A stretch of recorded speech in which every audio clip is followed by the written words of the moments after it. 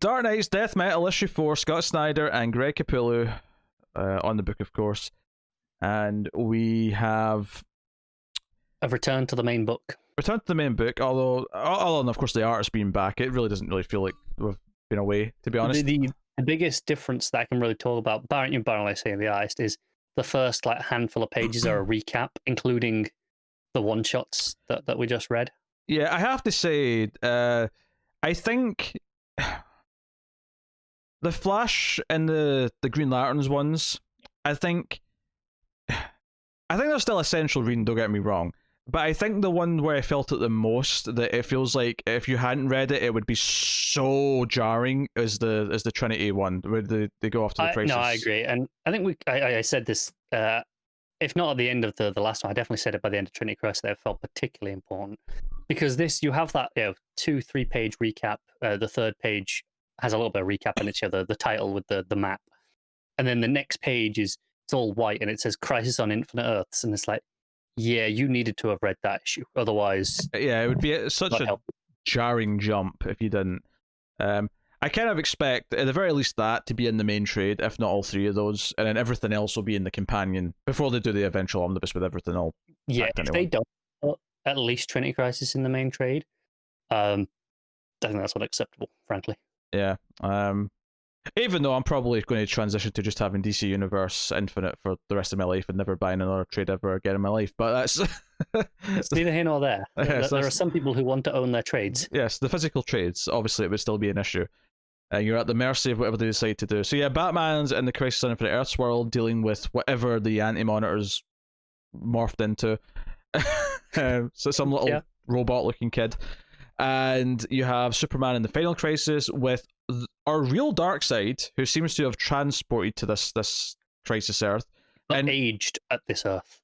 Yes, but yes, he's relative to this Earth in the sense that he's been here for, like, ruling for hundreds of years in this context. And I actually just noticed here that he's got Hal Jordan making his Stormfront. I didn't even notice that the first time I looked through this. Yeah, and he's holding up what seems to be Cassandra Cain Batgirl in one hand and Supergirl in the other. Oh, underneath his hand. I thought you meant because he's holding something in his fingertips. She's sort of dangling from his wrist. In fact, it's almost like she's the armrest. Is what they're being. Yeah, that's what they're doing. I question why Cassandra Cain's got the strength to do that. I mean, I get why Supergirl is strong enough to hold up his arm. Well, no, I think it's notable. Supergirl's just doing it with one hand. True. She's obviously strong enough to just hold it. He's not putting a lot of weight down. He's not attacking or anything like that. He's just sitting. So she's strong enough to hold it with some strain, clearly. But yeah, I buy that. And then you've got Bobo and Blue Devil just off the sides. Yeah, and Darkseid's going to throw Superman into this fiery pit. He's got Red Sun Superman, I should say, and some other variants there. Yeah, I thought one of them. I wasn't sure. The one on the left, the symbol looked like Kingdom Come symbol, but obviously he's a lot younger than that. Superman, seems.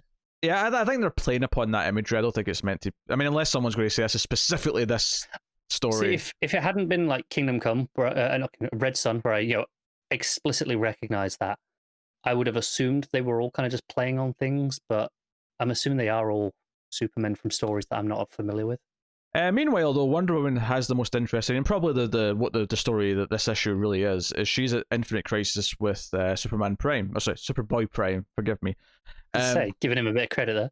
I know. Well, Joe, what I love about this story is that essentially it's Wonder Woman, because Superboy Prime has been given this world, this Crisis version where he won, and he's built a world that's based on the superheroes of old. And Superboy Prime was always this meta thing about this kid from our world who was a fanboy who wanted things to be the way he wanted them to be.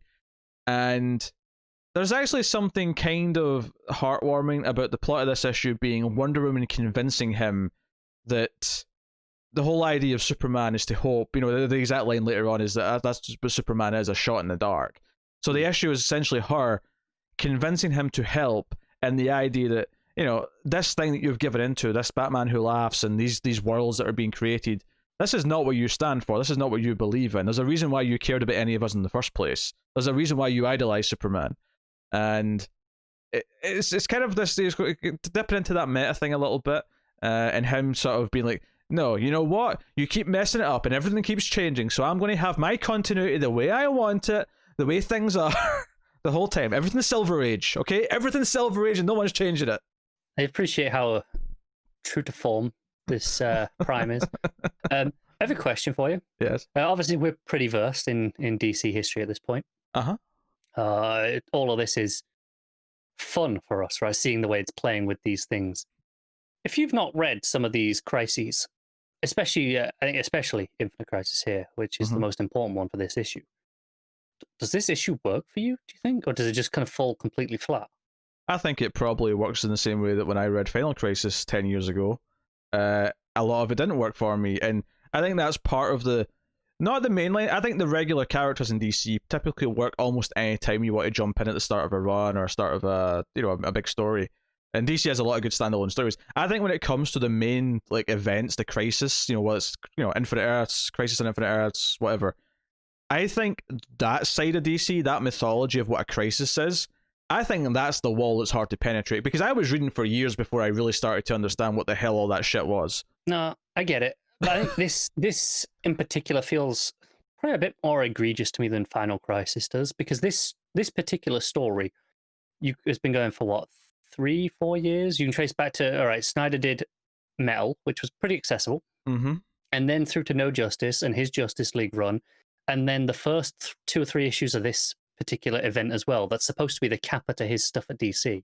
I think it's and then all of a sudden it feels like a big wall's been put up. I wouldn't say a wall. I think this is part of what reading comics is, and it's definitely part of what DC is. And I think the way this works, it's not so much, think of it less of a wall. I do think, yes, there'll be people who have not been reading for that long, and they've maybe read Metal, and they've read his Justice League building up to this, so it's been one saga of that. And they get to this, and it starts to tie in, it starts to reference these big things from DC's past that maybe they don't know. I think that happens in almost every comic. And, these days, all this requires is like, okay, let me go read a wiki article on Crisis on Infinite Earths. Let me go read a wiki article on Infinite Crisis and see what that says. What are people talking about? And I think that's how you become invested. I don't think I would have become invested and wanted to read those stories had they not been brought up in various other things. And it is a little bit of maybe an obstacle to get over as a new reader, but I think if you've been reading this saga that Snyder's been doing since the start of Metal through now, I don't think this is enough to make you go, oh god, I don't get any of this at all now. Like, it's just a hurdle in this one issue, because this one issue focuses heavily on the idea of what Superboy Prime is and what he did and what his goal was at the time. Yeah, I think, and again, yes, you can just read a wiki, and that's great. You can do that. I think it's this isn't like people who have come into comics with the start of Metal, like even more specifically the start of Death Metal. Like, they haven't jumped on at issue 1 of this event, and kind of this is where they've started, and and I'm sure some people did, but they are naturally going to have hurdles. But just even going back to the original Metal onwards, you get to this issue, and it's all about, okay, it's all these crises, but versions of them where we didn't succeed. You have to be inherently familiar with the versions where they did succeed for it to understand any of those differences. It feels like out of nowhere, quite a large obstacle to throw up at once. I think it works well enough without understanding that, though, in terms of what the core beat is. And I guess what I would say is, if you've been reading, if let's say you started reading around Metal, and that was where you started reading DC Comics, inevitably there's going to be a point at somewhere where the subject of the past crisis are going to come up. And it happening this late relatively into this overall grand story that has been going on for 3 years now. At the very least, you're so invested, if you've been reading since the start of the first Metal to this point, that I don't think it's going to throw you off in terms of your enthusiasm for it. And ultimately, I think the assumption is that if you've been reading DC Comics heavily for the last 3 years, there's a good chance you've already maybe started to dabble in at least one of the crises by now. And if you haven't, this is your signpost saying, hey, this is kind of a big part of your DC knowledge that you need. And this is us telling you, yeah, every so often this is going to come up. So either you can just accept that you won't get some of these things, or go and do your history. I did phrase this as a question, as do you think it works or not? Because I don't know. It's hard for me to disassociate, I guess, to that level, because the only experience we have is knowing what we do.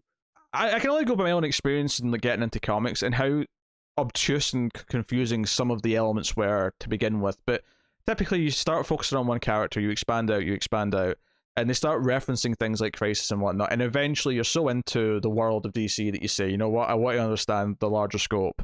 I want to know what these things are.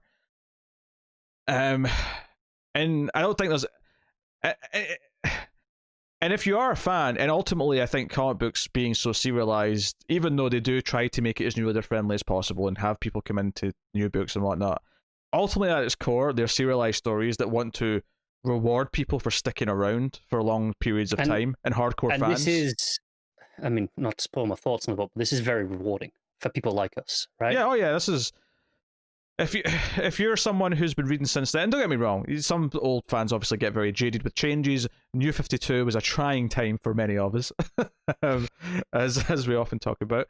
And this is funny because even though like we didn't completely reset everything after the New 52 and fix everything, it's worth mentioning that between Metal and Doomsday Clock, the history of the DCU, you know, from every crisis and prior to every crisis, has all felt more important and part of the larger tapestry through these stories and tackling these things and talking about the first crisis and Infinite Crisis and all these things. It is worth noting, it's less of a, we didn't reset after New 52 into Rebirth. We've changed things here or there, you know, we've kind of dabbled and, you know, fixed bits, you know, section by section, a little bit patchworky.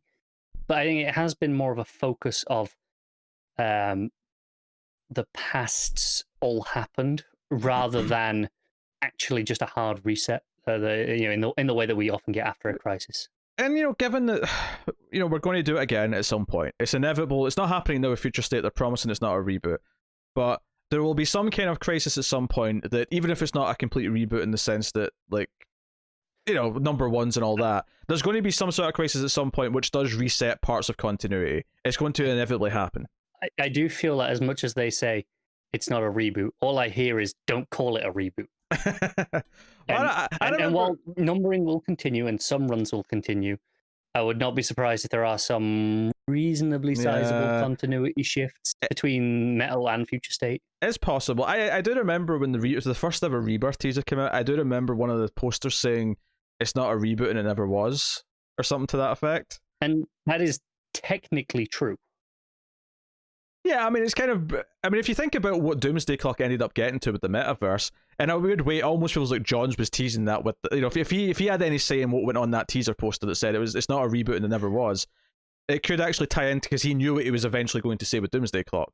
Because he was clearly already, like... You know, because he'd already written Rebirth issue 1 at the very least at that point, so he knew that he was doing Watchmen stuff. Which is why he may have had some say on that teaser poster, because he was pretty involved back at the start of Rebirth.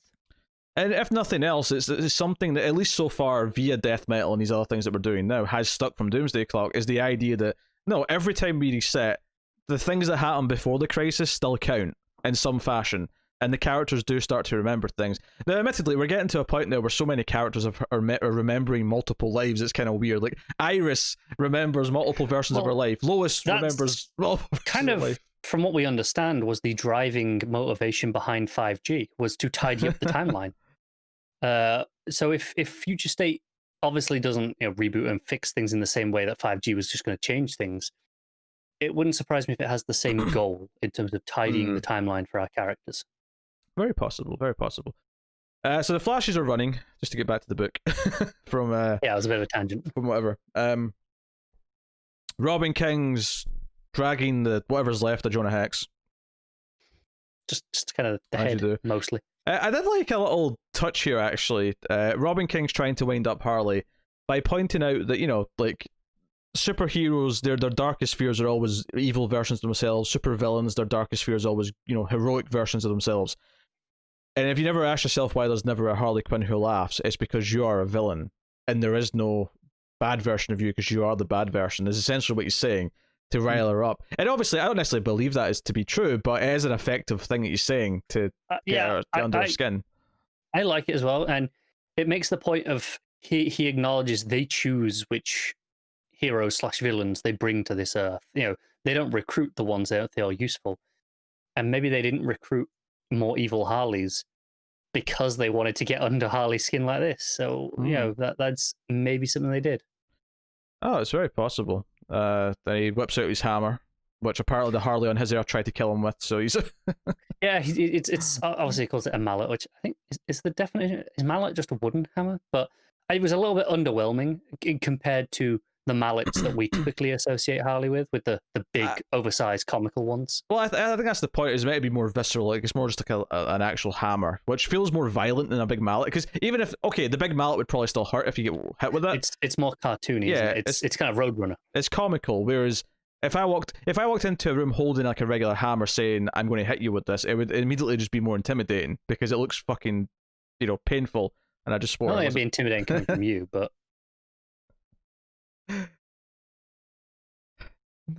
do I have to hit you over the head with a hammer to make you? All I'm saying is you threaten me too often. I'm numb to it now. The thread's worn off. All right. Well, an F-bomb slipped through, and I'm not going to find it to edit it out, so we're just going to have to accept that it's there. You get one, right? That's the rules. That's PG-13, I suppose. So Superboy Prime's got Wonder Woman strapped into the tuning fork, the big cosmic tuning fork, as we do. Darkseid says Superman is, and then crushes the Alfred box. Yeah, and the Anti-Monitor is kind of just separating Batman, undoing Batman. Yeah, is the word I want to use. Split it apart. So basically, Wonder Woman and convincing Superboy Prime to help, which we kind of mentioned earlier, the believing what Superman is and convincing him to do the right thing. Which I like the idea of the Superboy Prime in some form can actually be convinced. Still, he's not a complete lost cause. Yeah, I like that Superboy Prime isn't inherently just a villain. He's a, I mean, the whole point of him was always the warped fanboy, right? Who just wants his thing. The idea that maybe you can still appeal to those people as you can recognize your thing in this version. Well, I think that the hope in a broader sense is that the warped asshole 14-year-old fanboy can still grow up and be a man someday and still be a better person eventually, right? One day he might grow up, right? If that's what he represents. So yeah, but I like it here where she can show this version of Superman and be like, no, maybe it's not exactly the Superman that you know, that you love, that you remember, but you can recognize the key ideals, the point, and that's enough. That they can keep you going through those reboots. Yeah. So, which again feels very meta. It's like it's appealing to us. I think anytime you bring Superboy Prime into it, it inherently gets meta. But basically, she says, you altered reality once just by punching it. Like, why don't you do that again? Why don't you fix this and get us all the power we need so we can, save the multiverse? This is where I really felt bad for anyone who wasn't familiar with this original story. Well, it does that thing. It does that thing where he's got her pinned down by the neck. His fist comes up, and it's obviously. And I was sort of smirking as it was happening because I knew it was going to do that thing where instead of punching her, he's going to punch behind her and essentially punch reality so hard. And we don't see the punch land. You just see the shattered images of the other crises. It's the cliffhanger, yeah. So it's a big moment that it probably doesn't make a ton of sense if you're not familiar with the whole punching reality past of Superboy Prime.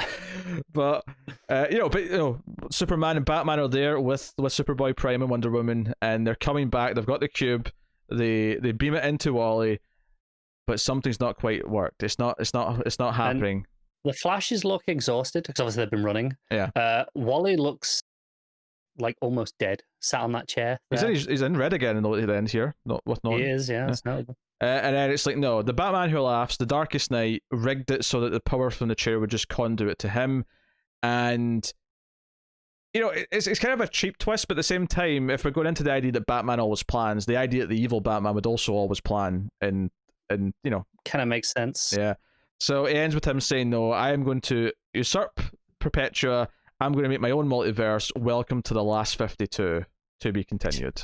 I kind of love. Again, we knew the last 52 was a thing because it's a one shot. I think is coming up by that name. But the idea that this is his last 52 Earths in existence, and this warped perception of the new 52 again, to do it from the villain, it's kind of great. I feel like we left behind the feeling of the new 52 a long time ago. I think Rebirth, well, it didn't change everything. It successfully got me out of what the feeling of the new 52 was. So I didn't really need this, but it does kind of feel like a last middle finger at the new 52. Like, okay, we're doing the last 52 to say goodbye to that shit. Go away. It does. It feels like, we spoke a lot in this review how Rebirth wasn't a direct reboot. It didn't automatically change the continuity of the new 52. We were technically still in that universe, but it's felt like a different era of comics, which is what matters more than the continuity ultimately. And but this here does feel like, no, this is, one final kind of, I won't say goodbye, that's been a bit generous, but F you might be closer. Yeah. So no, it's a good issue. I mean, I think the last like 5 or 6 pages are some of the best stuff this series has done. It maybe falters a little bit just in the sense that it's just bouncing between all the characters and there's not really a lot of advancement. It's just kind of the building up to the big moment where Wonder Woman's able to talk Prime into this and then the outcome of it. But that outcome and that sort of exhilaration from that last chunk of the issue is fantastic. And it feels really rewarding as a long-term DC fan. And I was not apathetic at this event. I wasn't that cautious, I think would be a fair word to what you were. Maybe more just that I expected that I would still enjoy it, much like the first Metal, but I wasn't expecting to love it. And I think that this, for me, has outshone that first Metal so far. I'm a bigger fan of the original Metal than you were by quite a margin, and I would agree with that it's far outshone it in that. The original Metal was a lot of fun. I loved what it was for what it was, but this is inherently bigger. Yeah, I feel like this is... The first Metal was about Snyder just doing this crazy story and playing with his toys, and then as Connor's drunkenness gets his... No, that was just... I moved one coaster out of the way because it was an empty glass, and I didn't quite move it far enough. So when I put down the other glass, I clinked them. Whenever I hear clinking coming from you, I'm just assuming lots and lots of whiskey bottles just toppling over each other. No, all the whiskey bottles are down this side. This was just... It was the glass that I've just finished that had the old-fashioned, and then this just glass of regular store-brand Coke. With whiskey? No, there's no booze in this. I don't believe you. So... But, what I would say is that the first Metal felt like it was Snyder playing with all his toys and doing his weird thing. This story, it feels like an actual crisis. And even though the first one did have some crisis elements, and we said maybe it should have been called Dark Crisis, which it was kind of rumored to be at one point. But this one actually does feel like it's a big DC crisis level event. I mean, as they're calling it, the Anti-Crisis, which I think is a cool title. If anything, I almost feel like they could have just called... I mean, maybe not this one, because Death Metal is a cool name, but I almost feel like there could have been an event at some point called the Anti-Crisis, and it would have been... There probably could have been. And I agree with everything you just said there. Like that first Metal was Snyder having fun. And, again, we refer to it as a crisis, and it was doing those sort of level of events, but it was doing it almost tongue-in-cheek. It was kind of just having fun with it. Whereas this feels like the more serious, legitimate attempt at a crisis. Plus, he's also bringing in things, a little bit of Doomsday Clock here, a little bit of these other things there. He's actually having to set up stuff for the rest of the universe. It's not going to be him doing it afterwards. Because that was the thing at the end of Metal. I was like, okay, I'm setting up No Justice and then into Justice League, which is all me. I'm doing all this. I'm just setting up my own things. And credit to him, it's been a pretty cohesive story. Yeah. I know you haven't loved all of it, but it has flowed from element to element. It could definitely have been much worse. I mean, as much as I'm not always completely in love with his Justice League, there was definitely high points throughout, and I was never completely miserable with it. It's not... Yeah. So... No. Death Metal issue 4 is a solid middle chapter and has me hyped for the last 3, and however they're going to somehow, get out of this. And all the remaining one-shots still left to come. I feel like there's still probably quite a few. There is. I'm pretty sure November and December are still quite... In fact, there's even going to be more this month, I assume. I might remember. Well, there's at least one this month. Yeah. Anyways, let's rate the book. What are you giving Death Metal 4? It's an 8.5 from me. I want to give it a 9. Oh, bold. I think I'm going to give it a 9. Yeah, Death Metal 4. Not a perfect issue, but goddamn, the highs are high. So, and obviously the art's very good. It's Capullo. This is the weird thing. It's when the same artist every time, and you eventually get to a point where there's nothing left to say. He's not doing any new tricks. He's not doing anything...